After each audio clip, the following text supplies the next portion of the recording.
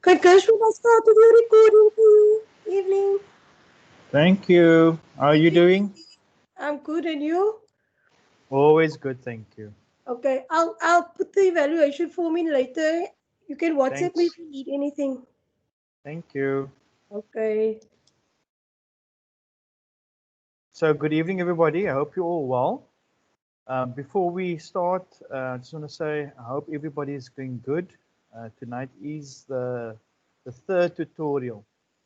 So, yes, let's start off with the normal mandatory stuff.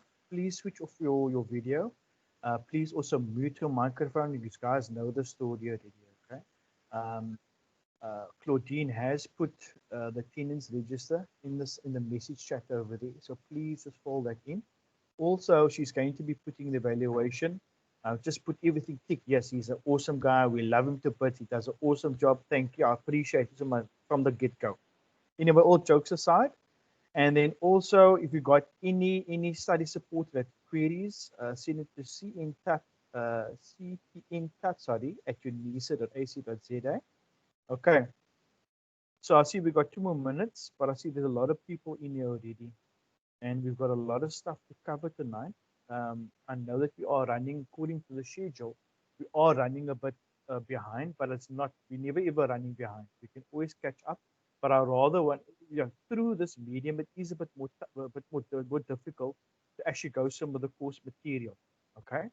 There is going to be interjections, or there's going to be a loss in terms of um, pardon me, pardon me, in terms of maybe the interference, which guys can't hear what I have to say, then please just mention it.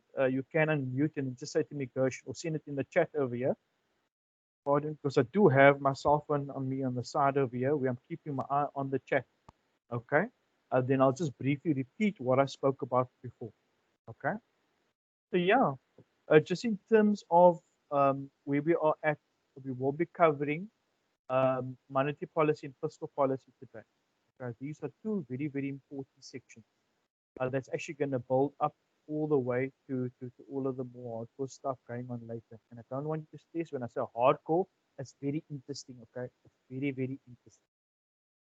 But yeah, when I'm talking to you about monetary policy, what am I talking about? Right? In the first thing, when you hear the word monetary policy, always think yourself about the repo rate. I say repo rate, I'm talking when I'm talking about, I'm also talking about money supply. When I'm talking about fiscal policy, I'm talking about government spending and taxation. Those are the two key stuff that I want to talk about when I'm mentioning.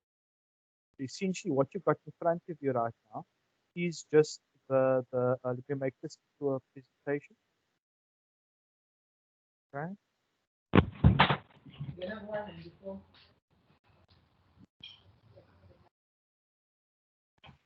Nothing disappeared over here now. Make it again.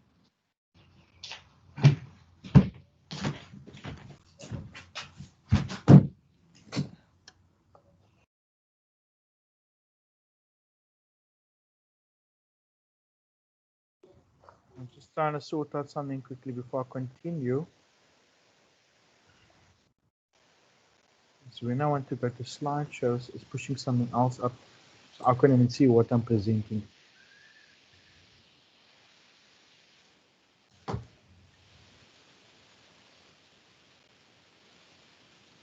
Okay, there we go. So as I spoke to you guys earlier, and I spoke about the monetary policy and the fiscal policy. Okay. So as you can see at the bottom over there, in terms of section 2, that the little last bullet point that says know the instruments of monetary policy. So what am I talking about? These three different instruments. The first one is accommodation policy. So when we talk about accommodation policy, we're talking about the repo rate. Okay. Well, right on top, open market policy, we're talking about buying and selling of bonds. I can hear somebody. Can you just mute yourself, please?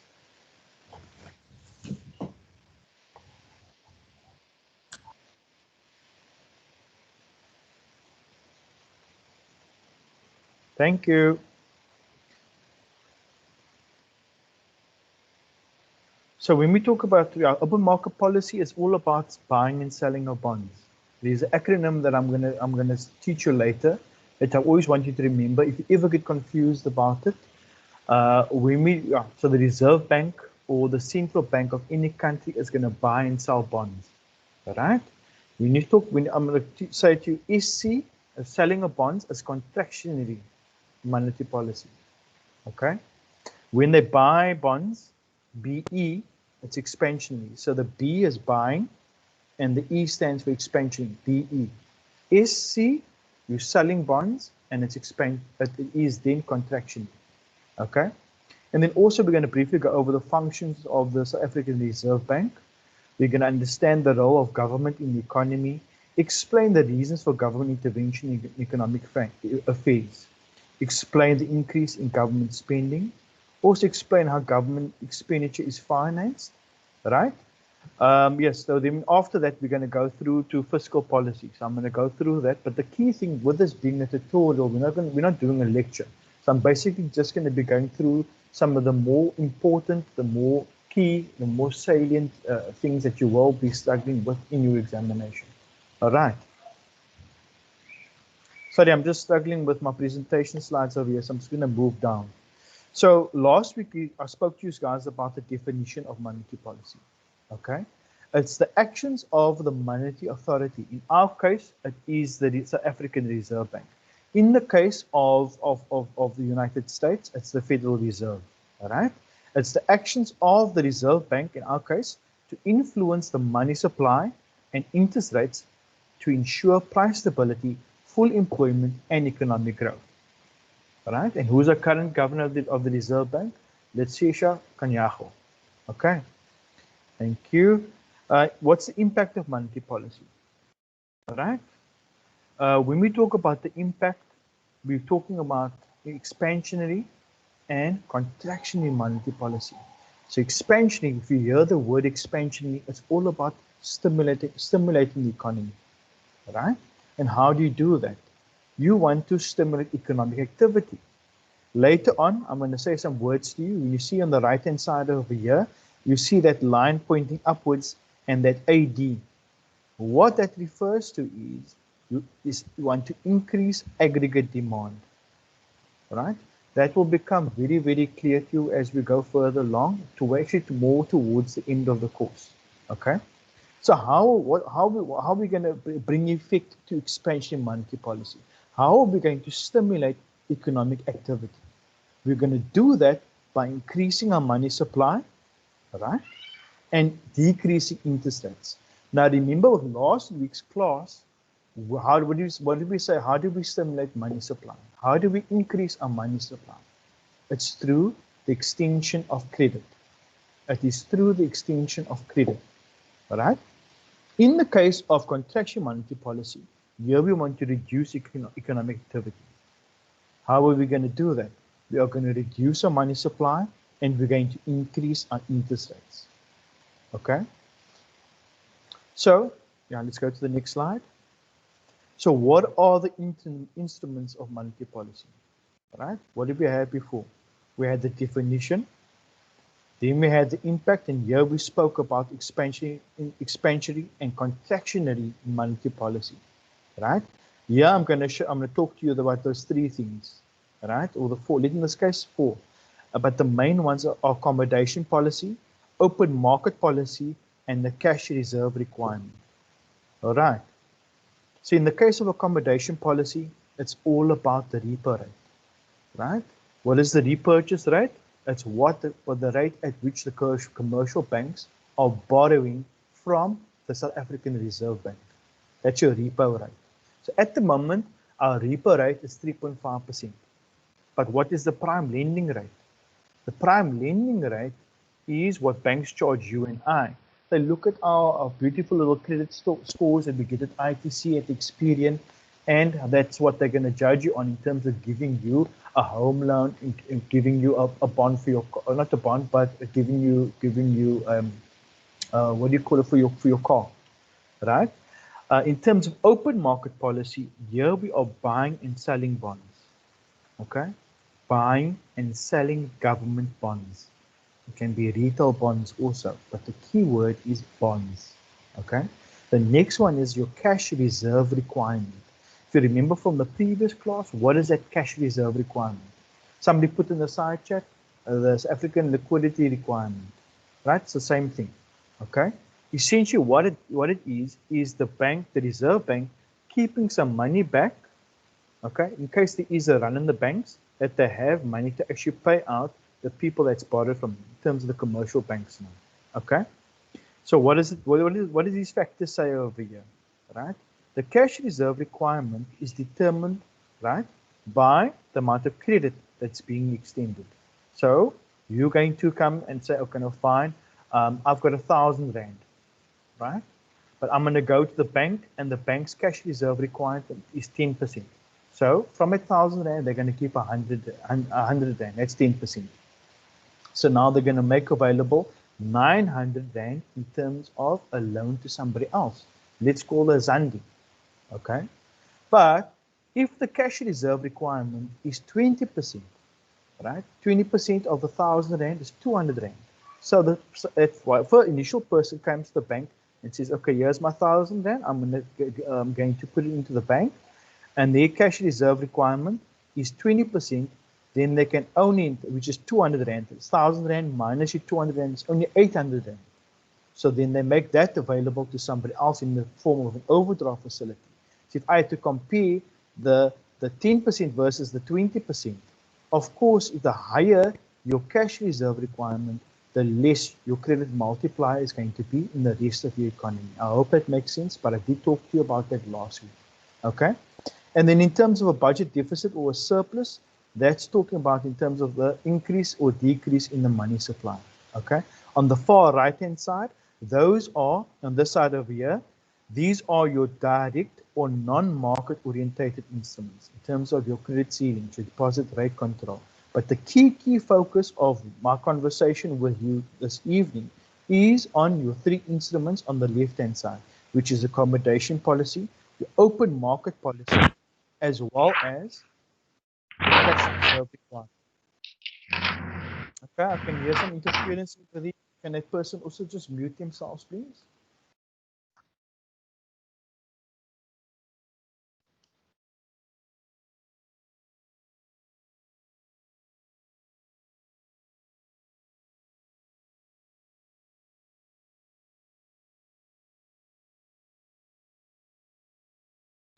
I'm just going to try this presentation slide again for the last time now.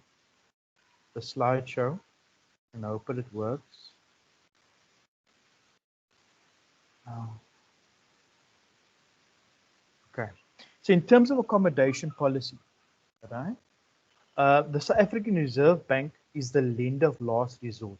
Remember we spoke about the repurchase rate, right? The Reserve Bank provides short-term loans to commercial banks, okay, at the repurchase rate. This is called the repurchase tender system, okay? So in other words, they need to pay that back within 7 days, okay? So the impact cost of liquidity or the credit through the repurchase rate will actually mean a change in your prime lending rate. In other words, you're increasing or decreasing the repo rate, okay? So in the case of accommodation policy, I'm going to specifically talk to you about contractionary monetary policy. This is the top one over here. Contractionary, just keep it always in your mind. What are you trying to do? You're trying to, you're trying to unstimulate, if I to put the word like that. I'm a loss of words at the moment now. But you're trying to maybe burst some bubbles within the economy. You're trying to reduce demand. Essentially, that's what you're trying to do. Okay. So I'm going to, in this case, in terms of contraction monetary policy, I'm going to be increasing the repo rate. In effect, I'm increasing the prime lending rate, which is normally 3.5% higher than the repurchase rate. And that's the rate from where they actually start looking at your credit. They're either going to give it to you at prime, and people say, oh no, I'm going to give it to you at prime. It's normally that prime lending rate that I'm talking to you about. So that's normally 3.5% above your repurchase rate. Okay. So with you increasing the repo rate, you increase in the prime lending rate, and therefore, if you see over here, you are increasing the cost of credit. With you increasing the cost of credit, what are you doing? You're decreasing the demand for credit. Okay. With the decrease in the demand for credit, therefore you're decreasing the money supply. Okay. Remember in the previous, within the monetary sector notes that we did last class, I remember I recall, and I did mention it a bit earlier, I said to you guys that only way that you're going to affect the money supply is through the credit extension. Okay. So if you decrease the demand for credit, you are going to decrease your money supply over here. So similarly, or let's rather say conversely, if in terms of your expansionary monetary policy, if you decrease your repo rate, you're going to decrease your prime lending rate, you're going to decrease your cost of credit, and then you're going to, by decreasing your cost of credit, you're increasing your demand for credit and therefore increasing your money supply. Okay, so I'm going to pause it. Yes? Just as a practical example of the expansionary, is that what they've just done to the South African economy? I mean, they decreased the repo rate. 100%. Okay. 100%. So in the case of you see with monetary policy, the South African Reserve Bank meets quarterly, but it can also meet ad hocly. So when I'm saying ad hocly, it's when it's needed. So the last, I think it was last month, end of last month that they met, and maybe it was last week, 2 weeks ago, I might be wrong. But they met and they kept the interest rates the same. Okay, I think there was 9 or 11 out of 21 of the economists that actually said that they were going to decrease it again. But you need to bear in mind, we need to be looking at what the interest rates are. And I don't want to confuse people now, but I'm just going to say this to you, just to give some relevance in terms of what is happening in the holistic picture. Okay, so we need to look at what's happening in other countries, for example, the States. If the States is going to leave, if they had to reduce their interest rates, then it would have made sense also for us to reduce our interest rates, for the simple reason that with us reducing our interest rates, what happens? You and I that's sitting at home, we've got a bond or we've got a car, that is less. Right? If you reduce the interest rate, you're going to be paying less on your bond and on your car. Okay. I see somebody just mentioned something in the sideline chat over here. You're not able to watch the whole video tonight. We will be making the recordings available afterwards. Okay. So you'll be getting access to those recordings afterwards. So don't stress about that. Thank you. So what I'm saying is, so yes, with the interest rate going down, you've got more money in the bank because what you were paying for your car or for your bond is less now. So what are you going to need to do with that money? Yes, maybe you're going to pay some of your debt off, or alternatively, you're going to go buy some more goods and services. By doing that, going to buy more goods and services, you're increasing your consumption thereof. And it's not only you, it's me, you, everybody else that's around over here, the whole of South Africa is necessarily doing that. So in that way, with increasing the purchases of goods and services, we are stimulating the economy. And in that way, we are increasing gross domestic product.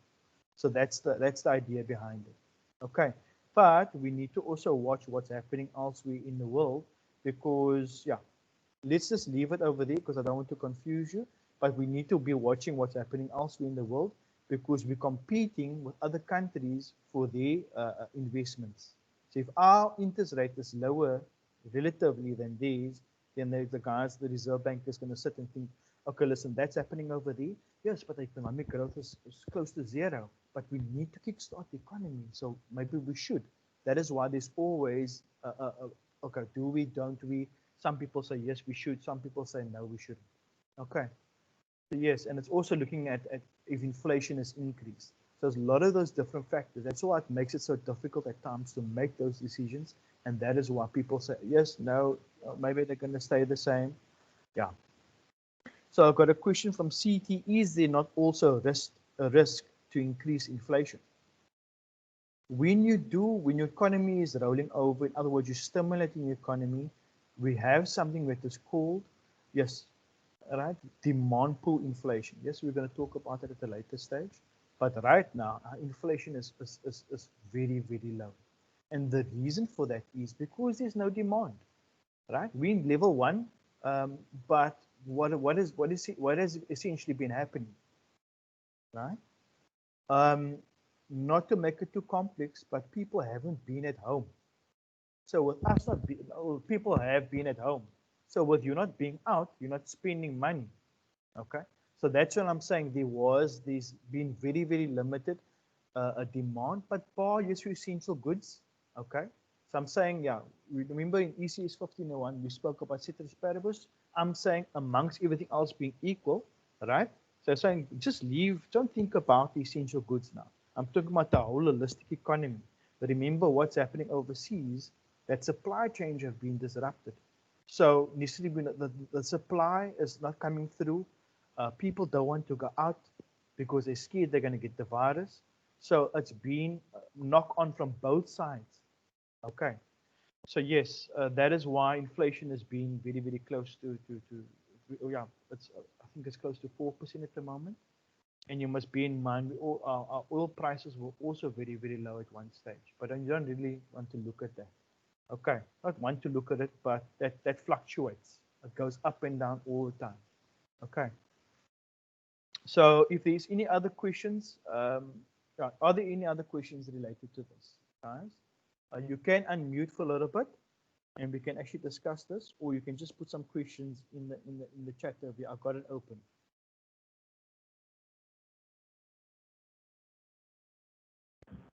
Right. Mr. Gershon, it's me again, Charles Thompson, the CT guy. I was just wondering, just to put this in perspective, if we say that, so the Reserve Bank is a lender of last resort, and that repurchase rate is almost only relevant when it comes to short-term loans to commercial banks. Why is it such a huge impact? Because surely all our commercial banks are not cash strapped or have liquidity problems.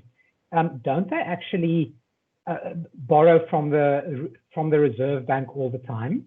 I'm just wondering, like, is this actually a sort of a last resort thing, or actually something that happens on a daily basis? It is, maybe I shouldn't have put that in there, but maybe it was just to stress the point. So banks do borrow overnight at times from the Reserve Bank so that they have that liquidity. Okay. So it can be on a daily basis that banks or commercial banks are borrowing from the Reserve Bank. So I hope I asked your question over there. It's not only when they are in trouble. It can happen on a daily basis. Okay. Oh, okay, thank you. And therefore, it is actually something that will influence the daily transactions between the banks and SARB and the banks and us. So is that sort of why it's so important to us? That's correct. And thank you so much. Pleasure. And guys, thank you very much, Mr. Charles. We don't need to be so formal with one another. Yeah, please, name is Gershon. Yes. So please, guys. And no, sir. Also, I'm 41, but I'm a very young guy. I'm a very young guy. Thank you very much. Well, very easy. I appreciate the questions. So yes, that whole system is called the repurchase tender system. So the period is 7 days, but yeah, but most banks actually just pay back as soon as possible. Yes. So are you guys happy with that? Key takeaways for you from this over here. I know that there's a lot of notations used in there, but it's just to stress the point. Okay. The key thing that you must remember is expansion is to stimulate, right? And your contraction is to do exactly the opposite. So you remember those two, that's contraction and expansion. And in terms of monetary policy, what are we talking about? We are talking about, in the case of accommodation policy being an instrument, pardon me, of accommodation policy, we are talking about increasing or decreasing the repurchase rate or the repo rate. right? And in effect, we are changing the prime lending rate and therefore also the cost of credit and the demand for credit. And lastly, the money supply. Okay. So I'm going to move to the next slide.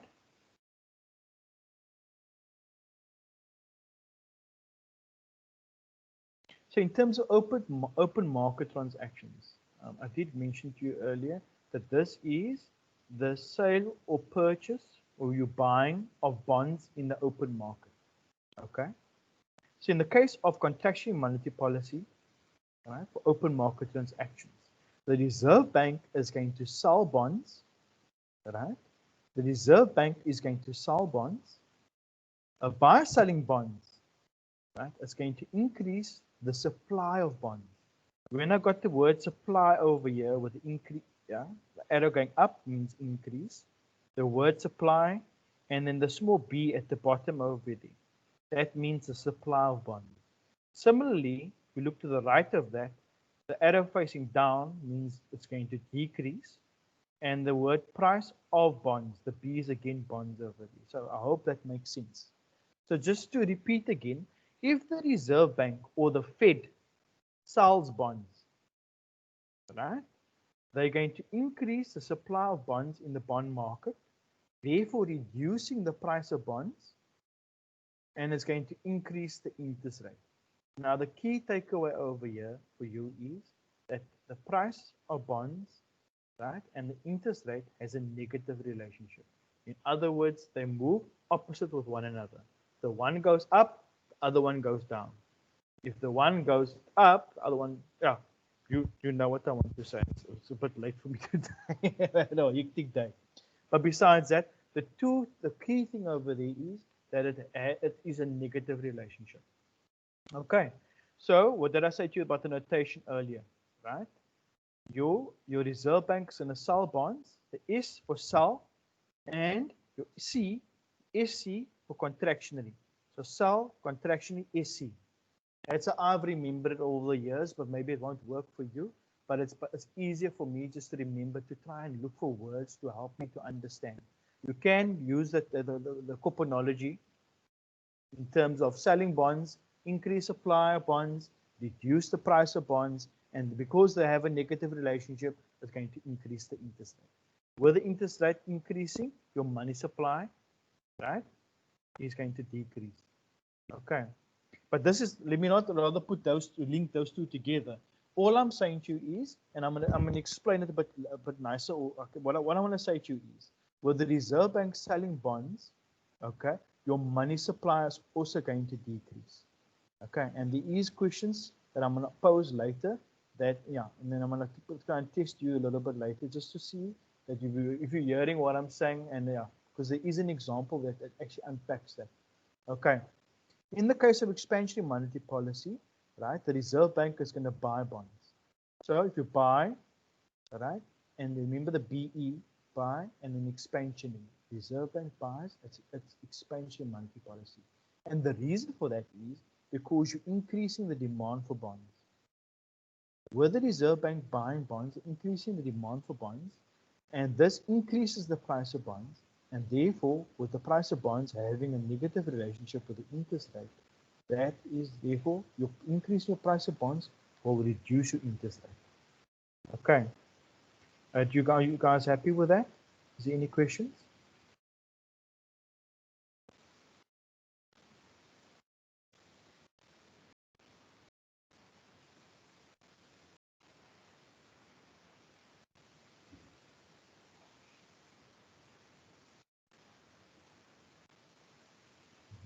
Are you guys good? If I had to explain it, okay, let me rather explain the last one, the expansion monetary policy over there. With the Reserve Bank buying bonds, right? You're increasing your demand for bonds, increasing the price of bonds, and your interest rate decreases. What happens if your interest rate decreases? Right?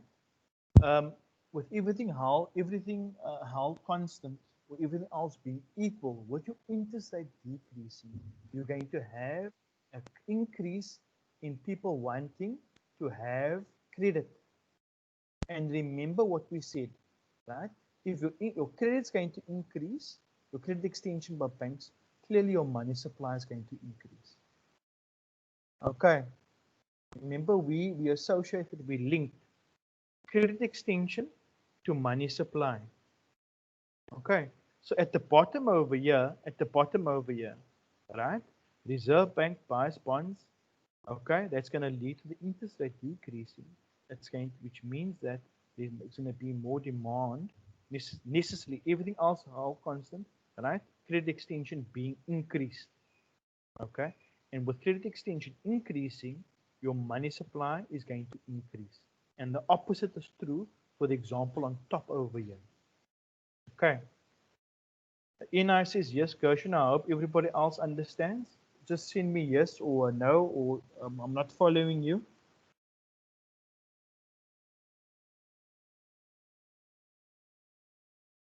Are we all good? Okay, thank you, Peliswa. So I did allude to the cash reserve requirement when I gave an explanation, so I'm not going to go to hardcore in terms of this. I spoke to you guys about the 10% and the 20%, okay? Whereas when in the case of the 20%, then you're going to have less money being filtered through to the economy through the credit multiplier. But in terms of an explanation, right, so if the contractual monetary policy with your money supply decreasing, right, in this case, your cash reserve requirement is going to increase, right, meaning credit extension by your commercial banks is going to be lower. That's going to impede or impact negatively your credit multiplier, which is 1 divided by your cash reserve requirement. And that's going to lead to your money supply being less. Okay. In the case of expansionary monetary policy, right, your cash reserve requirement is going to be less. This is at the bottom over here, which is going to lead to more credit creation by your commercial banks, which is going to increase your credit multiplier, right, and lead to higher or more money supply. Okay.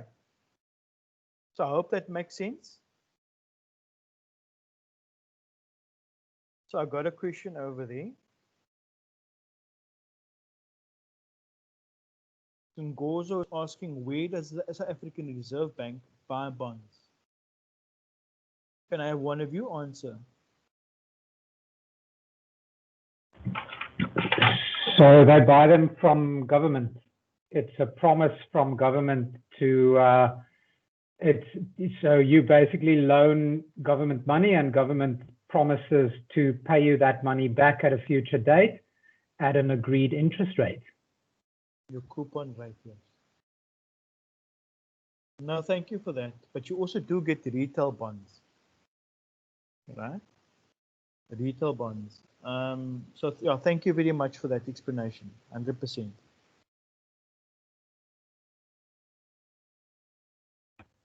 And somebody's saying primary and secondary bond markets.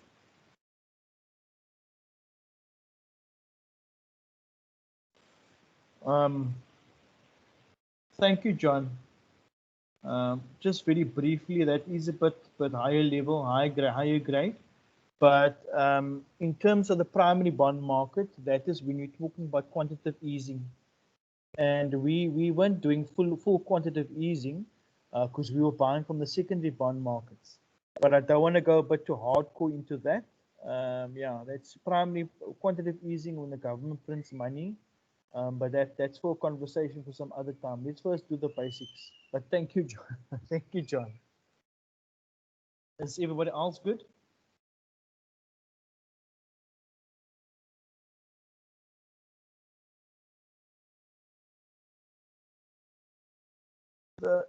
I must be honest, in terms of examinations, right? They might ask you this now and again, right? But the key focus is on the repo rate and on, because we use the repo rate. We use accommodation policy in South Africa. The States uses open market transactions, right? The States uses the open market transactions. So here we got some questions. I did provide the answer to the first one, and then I want us to actually just have a nice chat about the next. Yeah. So I'm gonna read the question, and then I'm gonna go through the answer. I did kind of allude to this a little bit earlier, but I'm going to put the following two questions to you guys. So the first question reads as follows. If the Reserve Bank wants to pursue a contraction monetary policy, the bank should, number one, raise interest rates and sell securities. So when I say securities in this case, yes, it's a bit of an older exam paper, but essentially when we're talking about securities, we're also talking about bonds. In this case, we're talking about bonds. Pardon? So when we raise interest rates and sell securities, when we lower interest rates and sell securities, when we raise interest rates and buy securities, or lower interest rates and buy securities. So just from the outset, I'm not even looking at the answer. If I was in a situation, I would know. I know exactly what's going to happen with the repo rate. The buying and selling of bonds, because now we're talking about accommodation policy as well as open market transactions. Right? Open market. So I'm going to, my first thing is I'm going to look at the first option over there. Right? I want to pursue a contraction in my increase or decrease interest rates. Right? If they are going to increase, if they're going to decrease interest rates, then people are going to pay less for their bonds and the cars. They're going to stimulate the economy. It's expansion. It's not that. Right? So therefore, it's not number 2 and number 4. I scratch at number 2 and number 4 immediately.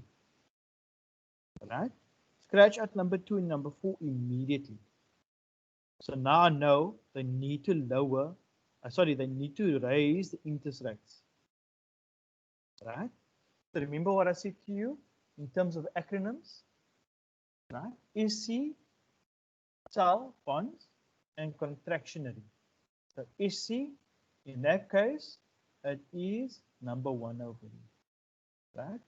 To raise interest rates, making the cost of credit more expensive, and you sell bonds or securities. Right? And the answer is on the right-hand side over here. Right?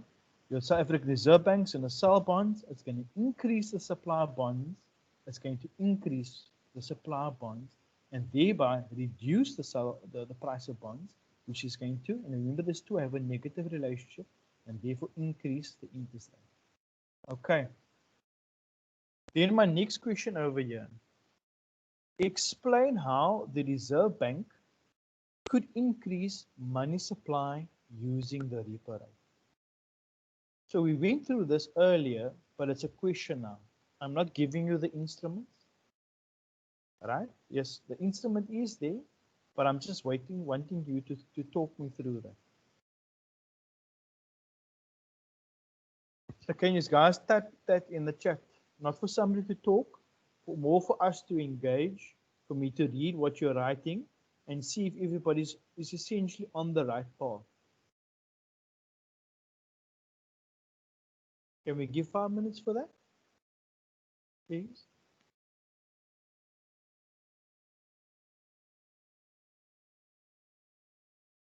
I'm going to repeat the question again. Explain how the Reserve Bank, the South African Reserve Bank, could increase money supply using the repo rate.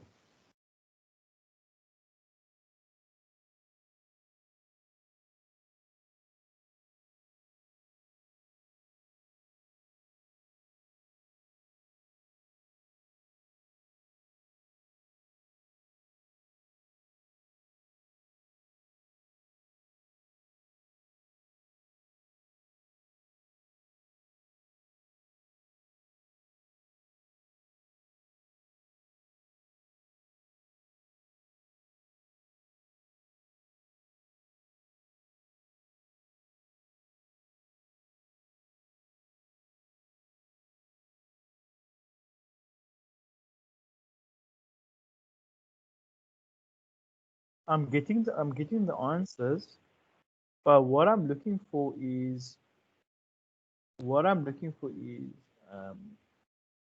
Audrey said lower the repo rate, right? By lowering the repo rate, what am I doing to the cost of credit?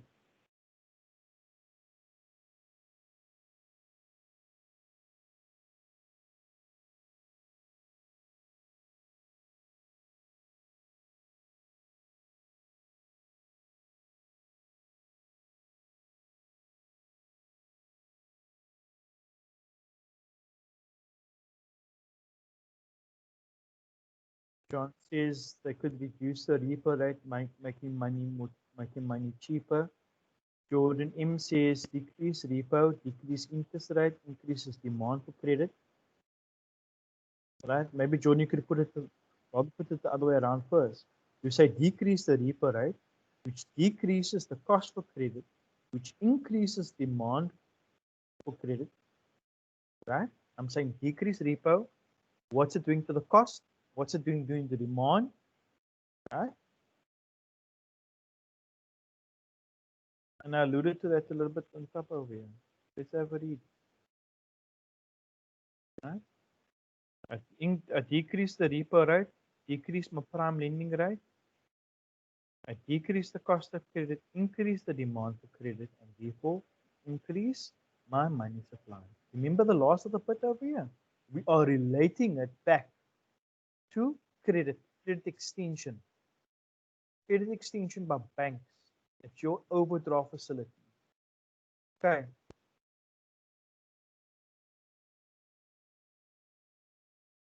Oh, awesome, guys. Thank you very much for the participation. We're all on the same path over here. But the reason why I asked that question, right? If they had to put an exam question over there and they say that, right? How many marks is this?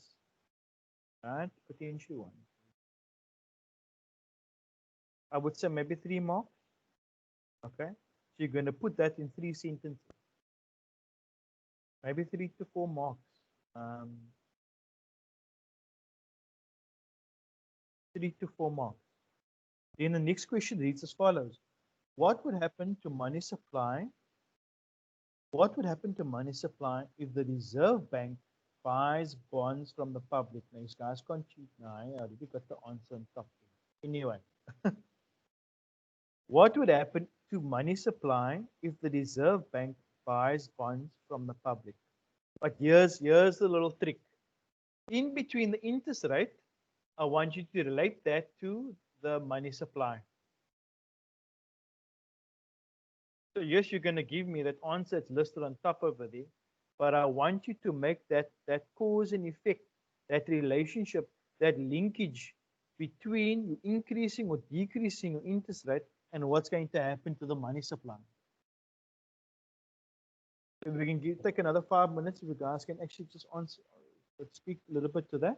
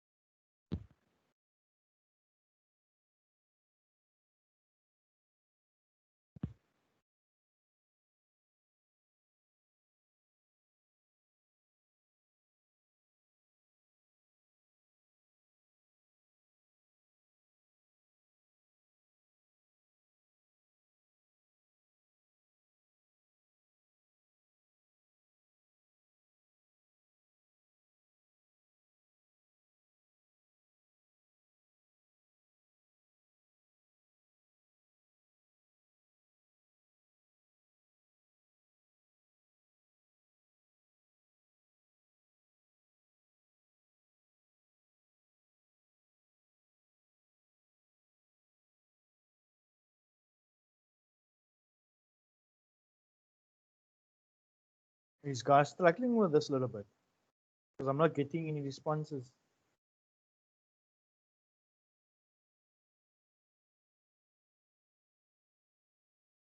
I am struggling with it, yes, because the demand for money would go up, but I don't know what it would do to the supply. If the supply would go up to meet the increased demand, that's what I'm struggling with maybe.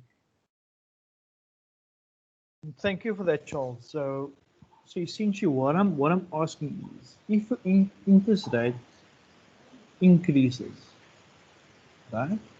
What is going to happen to the credit creation by banks? Is that going to increase or decrease? And accordingly, what's then going to happen to money supply? Remember the linkage between credit extension and your money supply. So that's the question that I'm essentially asking everybody, or to make that linkage between the two.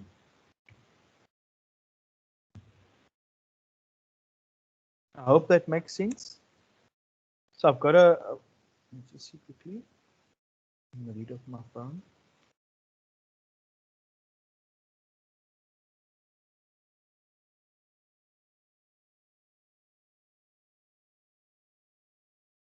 Okay, I see what you're talking about, Charles. Audrey is saying the money supply would increase. As they buy bonds, the demand for money increases and the price of bonds would go up and interest rate would go down. Okay. And John says if the general interest rates increase, the cost of credit increases, and so there's less demand for money. So thank you very much for those answers, guys. What I'm saying to you over here is, right? I said to you that let's read the question again. What would happen to money supply if the Reserve Bank buys bonds from the public? Remember, buy bonds, buy the B, buy, and the E, expansionary. Okay, so now we know this is expansionary monetary policy. Okay, so in the case of that over there, your demand for the bonds is going to, if the Reserve Bank buys bonds, the demand for bonds is going to increase. My price of bonds is going to increase. Therefore, my interest rate is going to decrease. With my interest rate decreasing, the credit creation by banks is going to increase. And therefore, my money supply is going to increase. With the interest rate decreasing, the credit extension of the banks will increase, and therefore my money supply is going to increase. Okay, I've included the answers over here for you. So the answer I included at the bottom is, it basically speaks all to that, right? And then also just another way to look at it, this little answer towards this last sentence. Another way to look at it is that if the Reserve Bank buys bonds, it is buying bonds from commercial banks, right, and households, and giving them cash in exchange for any liquid assets such as a bond, and injecting cash into the system, thereby increasing the money supply. That's one way to look at it also. Okay. And the next question, are we all good with that? Let me just pause.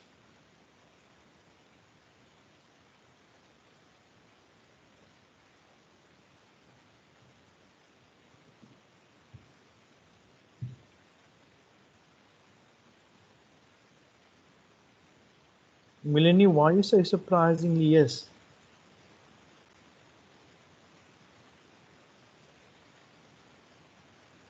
I got a yes from Audrey. It's my third time doing this subject, Gershon. One of the few times something actually made sense to me. So yeah, surprisingly yes. No, I'm happy to hear that, but it's just about, just use this notations, and it really helps. I just try and make it a bit more simpler. I just try and make it a little bit more simpler, and just use this notations to make it a little bit simpler for you. Yes. So we're going to go through to the next question. They normally like to ask this also in some of the exams. They say list the four functions of the list four of the main functions of the South African Reserve Bank. So it's the formulation, implementation of monetary policy. It's the provision of services to the government. It's the provision of economic and statistical services. This is boring. It's this list. You just study and you just know this. Okay. So other than that, I'm going to move over to fiscal policy now. But I wanted to just say one last thing I wanted to add in the case of monetary policy. So as I said earlier, the Reserve Bank, the government, the Reserve Bank, they can meet ad hocly, okay, and they can make decisions on monetary policy. So that can take place on a quarterly basis. It can take place on an ad hoc basis, okay, and they make a decision. Whereas with fiscal policy, we have that normally in February every year. Okay, I might be getting confused here now. Provincial government tables their budgets in February. I think the normal budget, national budget day is in March. Okay. So essentially that is once per year. And that is the once per year for the national budget. And in terms of the adjusted budget, where the medium term review, that's in October. Okay. That's when the finance minister makes another appearance. Okay. But it's mainly the national budget that's spoken to in March of every year. So now you know the frequency, and that's the reason why I actually mention it. It's just to show you the frequency. So in terms of fiscal policy, maybe twice a year, whereas with monetary policy, it can happen as many times. Yes, every quarter, which is 4 times, but it's also need dependent. Okay, and I hope you got that. So let's go through to fiscal policy, or let me rather just stop quickly. If everybody's happy with that, and you can just let me know, then we can go ahead. Yeah, I did put the link in there as well, Claudine, and also the feedback form, just for everybody to fill in. Yes. Okay. So if I'm sure everybody's happy with it, then I'm going to go ahead now with fiscal policy. So when you think of fiscal policy, what are we talking about? Just from the start, just think of, when you think of fiscal policy, just think of government expenditure, government expenditure and taxation.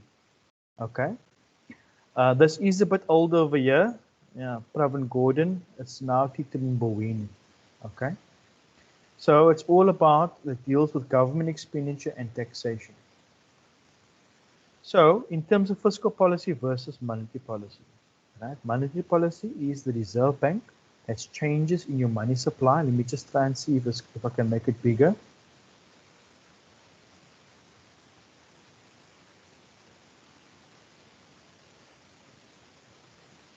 Oh, there it's working. Praise the Lord. So right on top over here, monetary policy is with the Reserve Bank, right? African Reserve Bank. It's changes in your money supply or your interest rates. Right? In the case of fiscal policy, it's the report of national treasury. That's your finance minister. Okay. It's changes in government expenditure and taxation. All right. So this little table I've got over here, all I'm saying to you on the far left-hand side, I've first got monetary policy, then I've got the 3 instruments: accommodation policy, open market transactions, and the cash reserve. All right. Then directly below that is your fiscal policy. All right. So what are the instruments of fiscal policy? All right. Is your government expenditure, which is denoted by your G, and your taxation, which is denoted by the T. Okay. Yeah, so the second column, sorry, is just showing the instruments, and that is, yeah, I've explained that already, so that is fine. Your next 2 columns is basically saying to you, in terms of expansionary monetary policy, right, what are we going to do? In terms of accommodation policy, it's decreasing my interest rate. In terms of open market policies, I'm buying bonds, BE, right? In terms of the cash reserve, we are reducing our cash reserve requirement. Okay. In the case of expansionary fiscal policy, again, expansion, we want to stimulate the economy, right? In this case, we want to increase your government expenditure, right? And reduce taxation, right? In terms of fiscal policy, what happened in the beginning of this year? I'm just trying to remember very quickly. Beginning February 2020, because 2020 was just a messed up year, and all of us stayed at home. If you wanted to leave or you didn't want to leave, you were forced to have leave. Anyway, February 2020 or March, when we had our national budget, What they did was to stimulate the economy, because our economy has been on a very, let me just say, close to zero for, I think I did a calculation the other day, for the last 5 years, it's been growing at 0.8%. The last 5 years at 0.8%. And that is lower than our population growth rate. So the economy is regressing. You know, it's a really dire situation with a lot of things, but I'm not here to you know, be on a put everybody in a downer. So let me not go into that. But the key thing I'm trying to say to you is just, let me coming back to the budget. What the finance minister spoke about, or what some of the tools that he utilized, was he kept most of the tax thresholds or the bands the same, but he adjusted for inflation. Okay, or increase, I think, one of the thresholds. But guys, I'm really stretching my memory over here now, because I haven't looked at that stuff in a while, right? For maybe what I will do is, let me go into it a little bit. Let me just try and look into it again, and then I'll mention to you guys. But essentially, what they tried to, yes, it's coming back to me now. It was some benefit to us from the personal income tax perspective, but it did some beautiful accounting from a company tax perspective. So there was more relief from the company tax side. Okay, and there were some subtle changes. Yes, there was the sugar tax, yeah, and some other things, but it was a very good boon for especially for firms, for SMEs, right? Because they are the engine for our economy. Okay.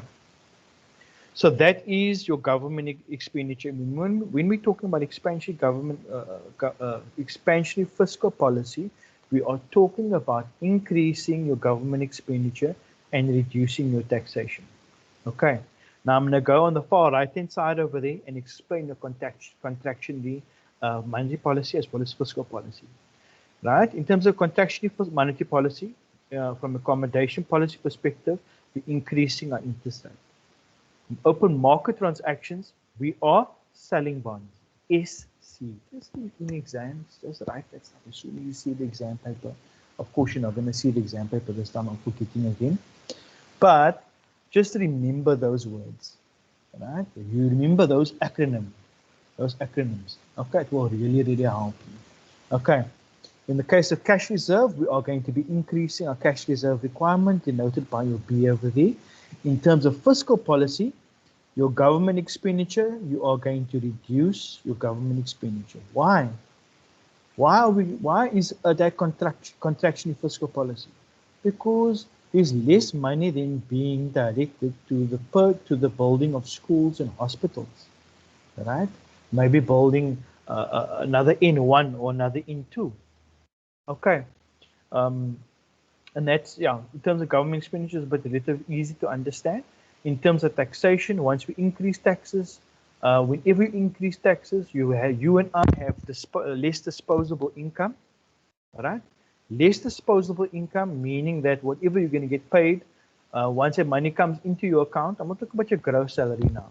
I'm talking about your net salary. That's your disposable income, right?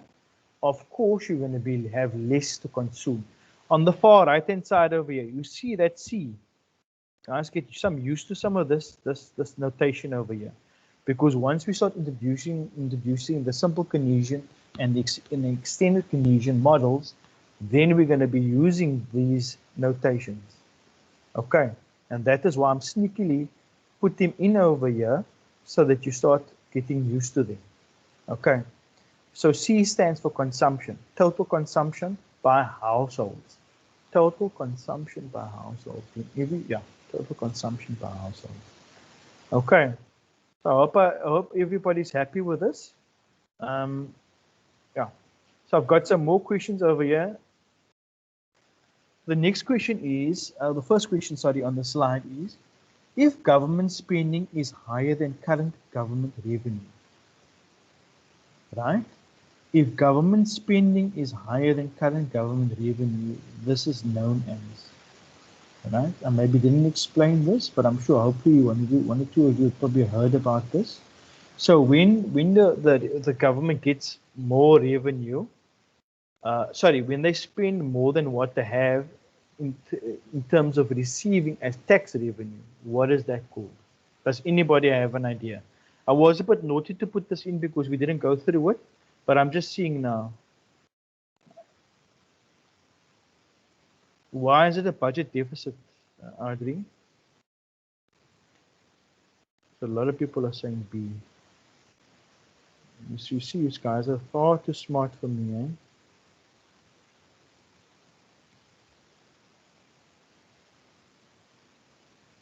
Because I read it.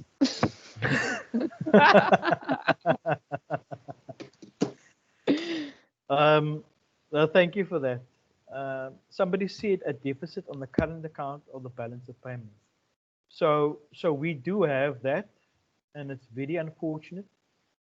We've got a situation in the country called twin deficits. So we've got a current account deficit and a budget deficit. So you guys are spot on. When you have government spending being higher than your current government revenue, you've got a budget deficit, right? When your current account of the balance of payments, the balance of payments comprises of two things, right? It comprises of your current account, and your current account just thinks exports and imports. It comprises the current account and it also comprises of your financial account. Your financial account is the monies coming in and out for your exports and your imports. Okay, so just think it's the amalgamation of those two, right? So it's the income, the receipts, and the payments, okay, for those exports and imports. So in terms of our current account, we do have a deficit because for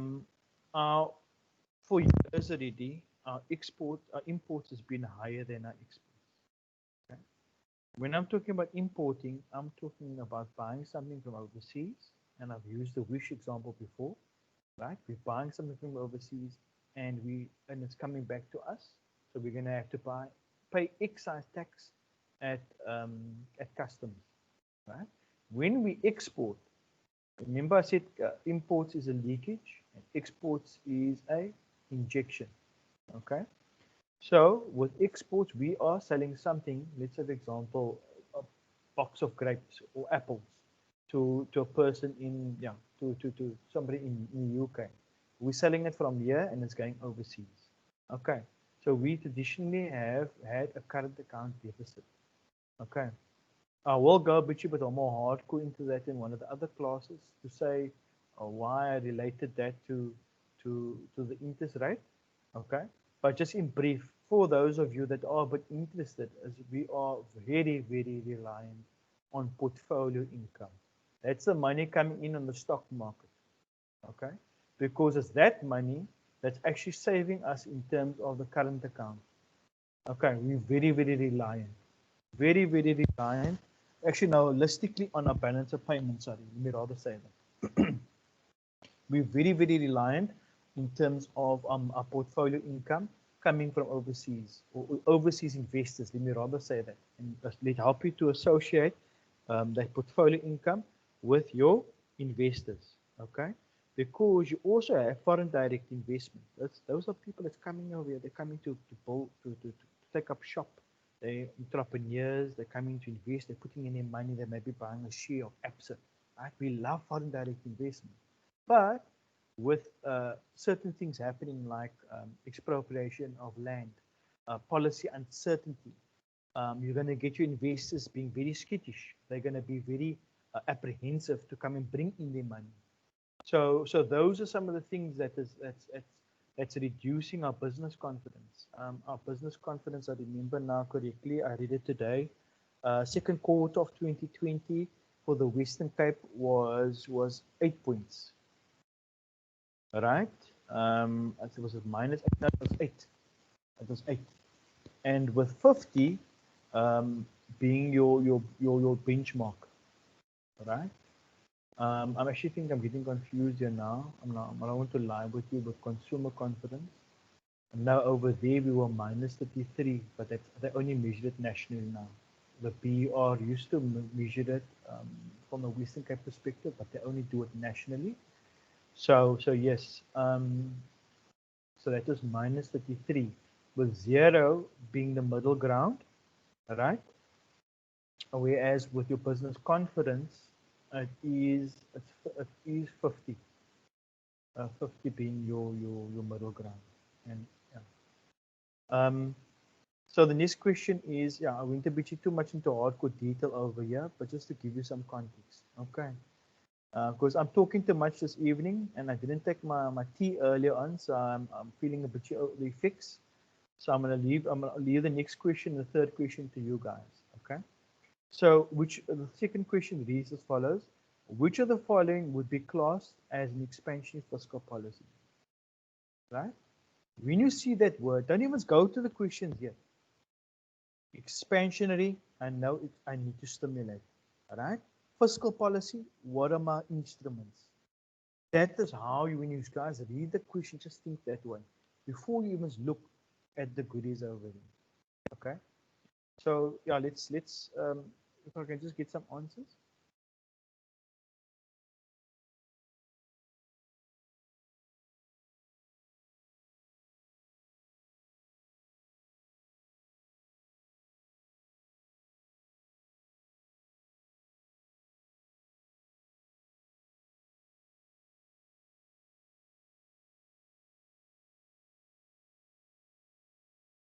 So a lot of people are saying D.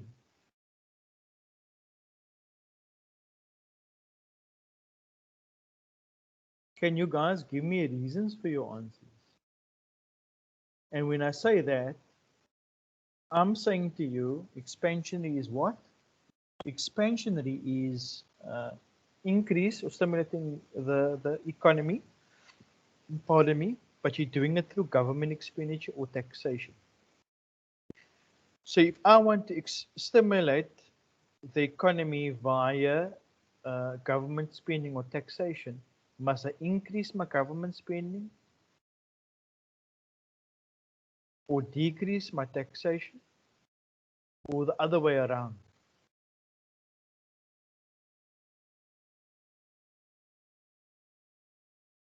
If you guys can give me an answer in that way, I want to see it in terms of government spending and taxation.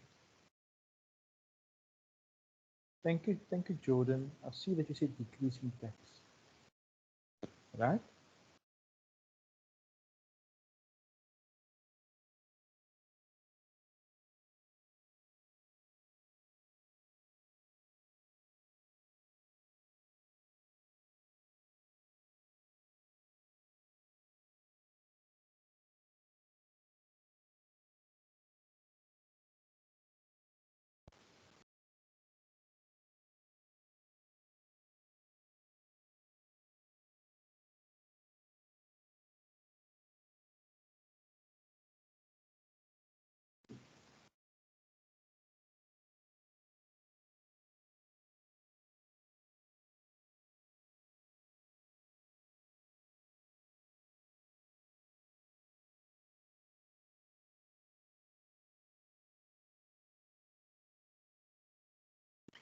Okay. No, thank you for that, guys. You guys, most of these answers, yeah, almost all these answers are spot on. Yeah. So thank you very much for that. So the last question over here, it reads, due to the war in Afghanistan, America experiences the largest budget deficit in years. Okay. Explain how fiscal policy can be used to address the problem of the budget deficit. So what did we say earlier? What was a budget deficit? A budget deficit was the case when your government spending is greater than your government revenue. Your government spending is greater than your government revenue. Explain how fiscal policy can be used to address the problem of the budget deficit. What's the budget deficit? The budget deficit is the case of when your government revenue is less than your government expenditure. I'm just pushing it the other way around.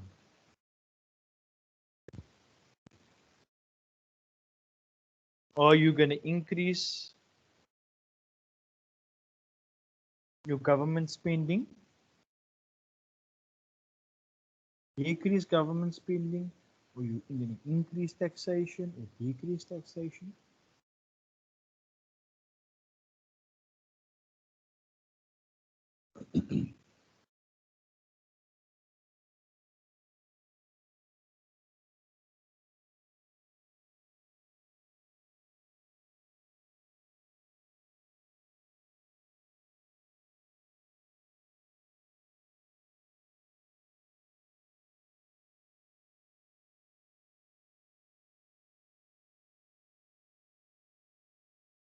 No, all of you are spot on, eh? Leona is increase tax, but also decrease your government spending.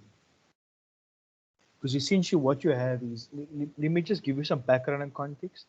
And it might be, yeah, a lot of people don't like me to say that.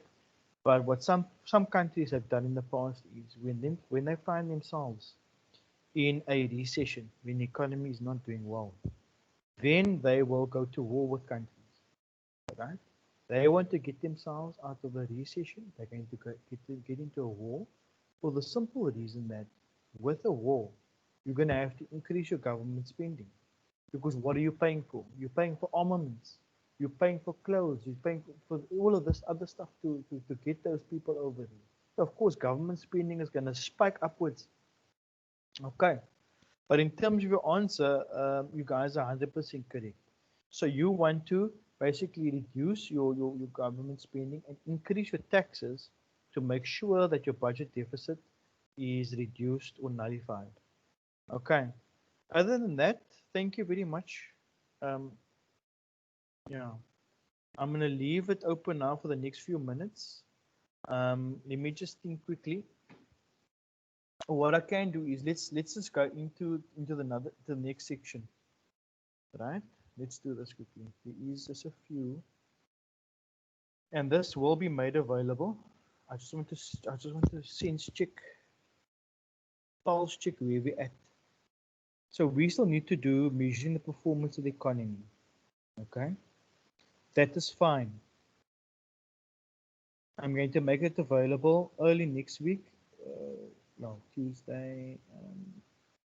Yeah, I need to make it available to Claudine this week, and then also the foreign sector.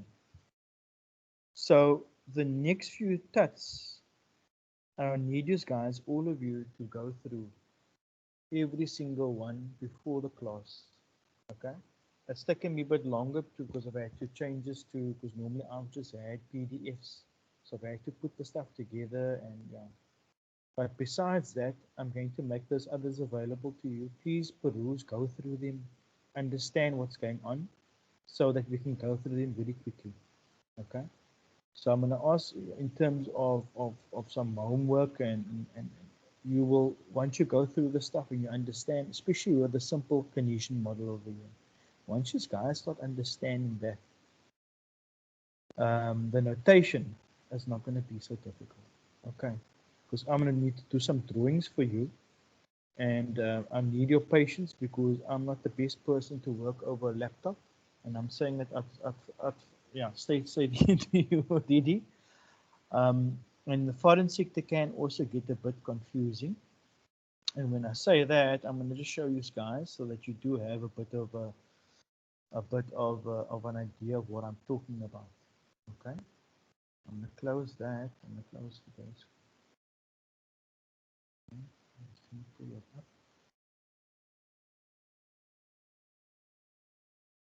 But I'm not trying to scare you. I just want to say to you the reason why I'm asking you to go through it before the class. So that when I'm explaining it to you, you've had some time to peruse, you've had time to sit down and sit and digest it. You know, it's sitting there, it's percolating. Oh no, it's going to go from the small brain, and eventually you come over here and you're going to say, yes, now I'm just going to stamp it quicker into your big brain, and you're going to be good.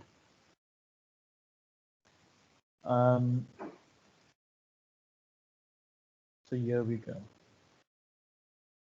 Right. So with this, there's the absolute and relative advantage. Some people do struggle with this, but it's not too difficult. Okay, so I'll explain that to you. But this is the point where this comes a bit. We get questions in exam, and let me just look for a question over here. Here's the question. So then let me just pause. Sorry, I need to remember that the stuff takes a while just to come up on your screen. So they'll put this as an exam question. Okay. And then I'm going to be going through it with you. But here is the answer essentially. But we're going to work through it. But if you read through this, you're going to see there is a sequence, or there's a method that I'm utilizing. And that's a key thing. Once you got that method, right? With me, I put the countries on the left-hand side over here and the goods or services on the top over here. It just makes it so much easier for me. Okay, that's the one thing. The next thing is when we come to the exchange rates. Okay, this over here, all I want you to remember on the vertical axis is the price of dollars. If it was yen, the price of yen. On the bottom, on the x-axis, is the quantity of dollars. We are looking over here at the supply of dollars and the demand of dollars. I hope you guys can see my cursor.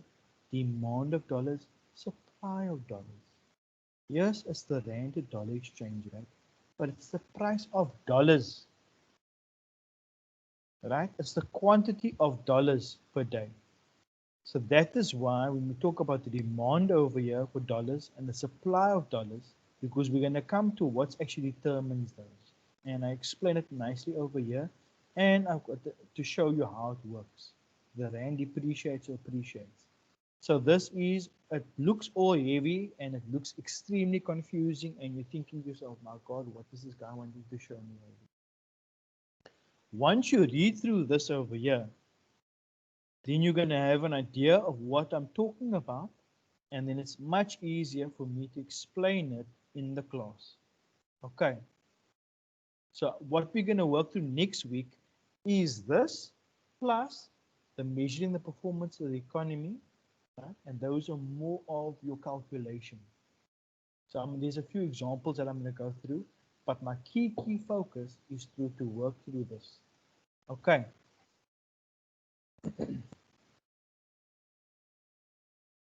So thank you very much, guys. Yeah, let me just put this over here.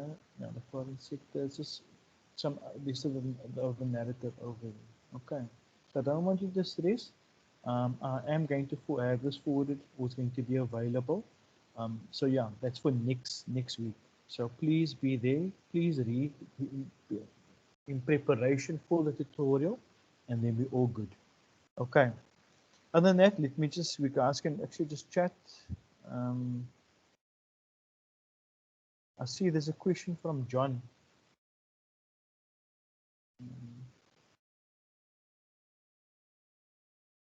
So Jordan, Claudine does make it available. I will, you can just have a look at it.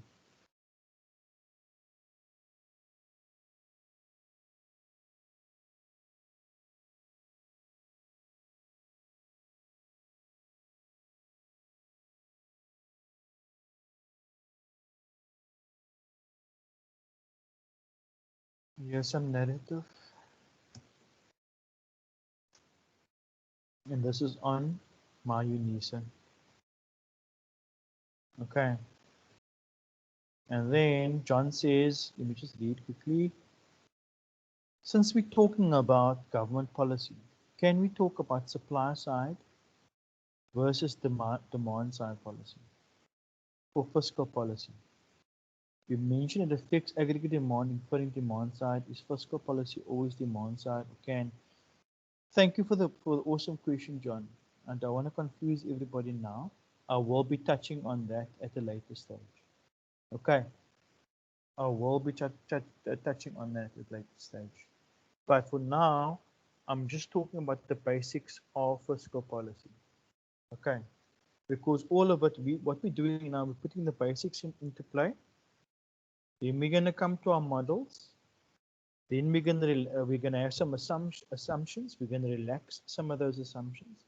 Then we're gonna go, then we're gonna come to the aggregate demand, aggregate supply, right?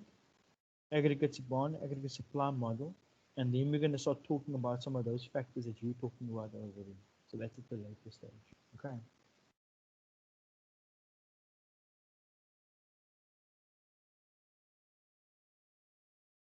All right. So can we open it up a little bit? I think we've covered all the bases. Yeah, if anybody would like to ask a question, you guys are welcome to do so. And then, yeah, we can close off. There's another 12 more minutes.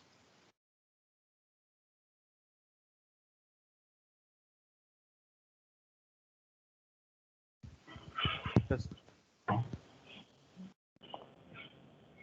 Hi, Charles. Hi, yes, if there's nobody else. I just stumbled a little bit on that Afghanistan question. I'm trying to understand if they want to, is it about them trying to up the economy, or actually save on their own government purse, if I can call it that? Because I actually interpreted it the completely other way around. If there's a shortage, then they actually need to get the economic engine going again to put more money into their own economy. But it looks like I interpreted that the wrong way around. So I would appreciate it if you could just explain why they should actually take a sort of a defensive stance, being spending less money and increasing taxes as opposed to increasing economic activity. I didn't understand that so well. Thanks for that question, Charles. I'm just trying to actually put that up again.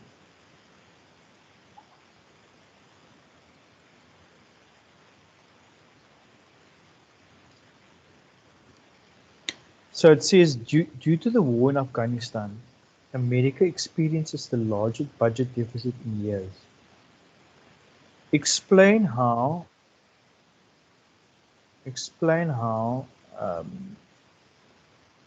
Sorry, I'm getting pop-ups on the right-hand side over here. Explain how fiscal policy can be used to address the problem of the budget deficit. Right? Okay, so due to the war in Afghanistan, America experiences the largest budget deficit in years. So in this case, it's budget deficit. What is budget deficit? It is government spending being greater than government revenue. Right? Yeah, so it just seems that if they want to increase their revenue, if the economy is doing better, then people will already, like, they will increase their tax revenue in that process, because there'll be more economic activity. People will be spending more and getting better salaries, more VAT income and so on, so that their revenue via taxes would actually increase, wouldn't it? Or am I seeing that the wrong way around? I'm actually loving this. This is a perfect example. So whenever you guys read a question in the exam, in your mind you put the ceteris paribus. Immediately do that. Don't think about other things. Just read what the question is saying, right? So and thank you for that. Thank you for that. And Charles, you're 100% correct. And I would make the same mistake, and so would anybody else. But the important thing is that it's just the thing that I want to add.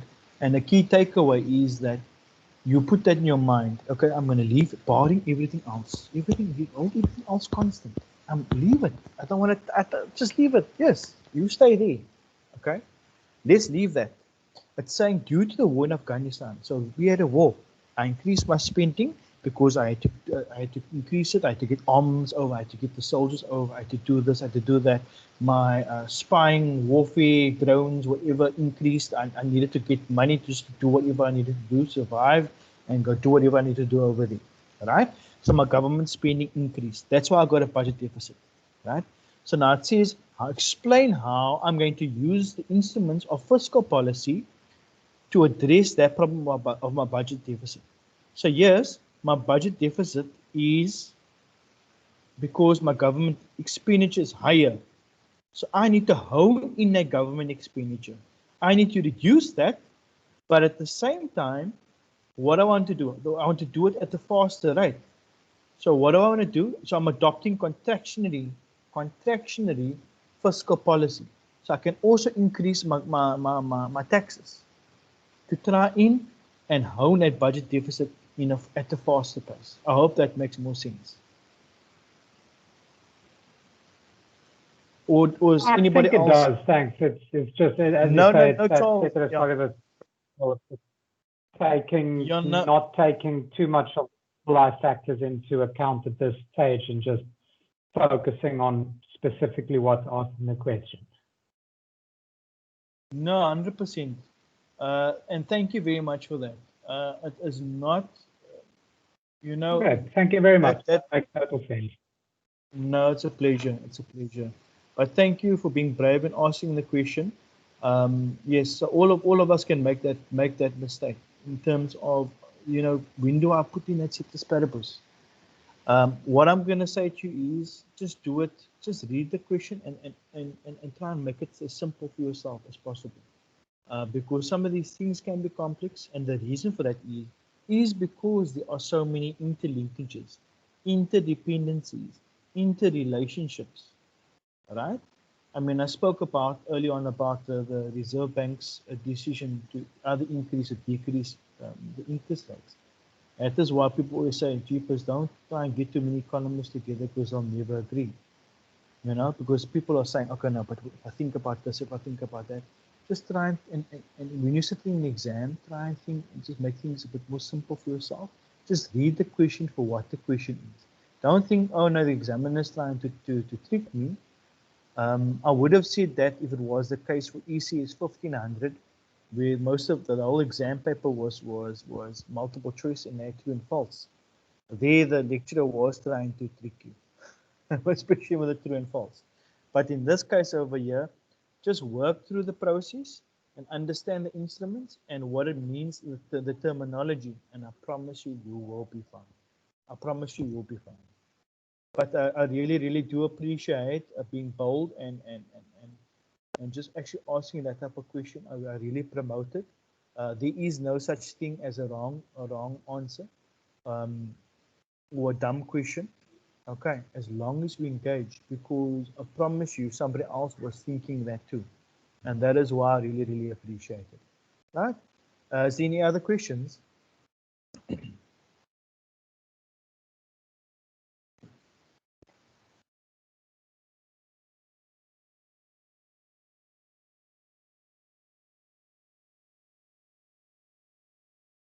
Is everybody tired now?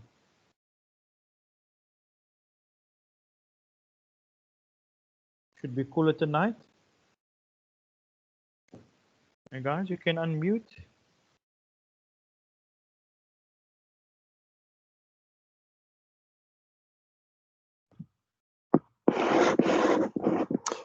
Yeah, I was just going to say, Gershon, it's quite interesting that after Reagan and Bush, they had the biggest. After Reagan and Bush, they had the biggest U.S. government deficit in history, and then Clinton basically used this contractionary policy to actually turn that into the biggest surplus of $200 billion in 60 or 70 years, while still growing the economy. So even though it was contractionary policy, they still, if you look at the Clinton GDP growth, it was still something like 3.5%.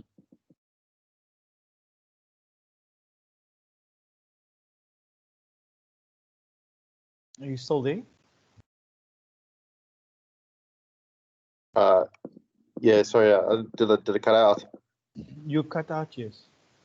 Oh, sorry, I was just going to say that it's quite weird that like Reagan, I know Reagan and Bush spent a lot of money on wars and that kind of stuff, and had these huge U.S. government deficits.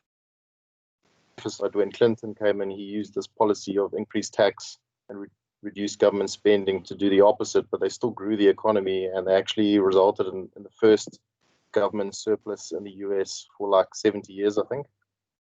So you can still grow the economy with this sort of reduced, this contractionary policy. Yeah. No, thanks for that, John. It's whilst you were talking, I was just thinking to the present day, and I don't want to say which country did what, but most of the time when they were in a recession, in a technical recession, is 2 consecutive quarters of negative growth. And I mean, we up till now, this is the 4th quarter that we are in a recession. A 4th quarter's 3 months, right? So when a country is, I wasn't joking when I said that earlier on. Some countries, when they're in a recession, they will employ tactics to quickly get out of that. Ideally, you want a budget surplus, okay?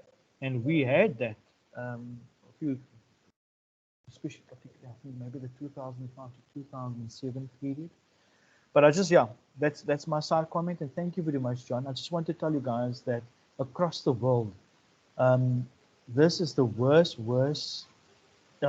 People use the word unprecedented, unprecedented times.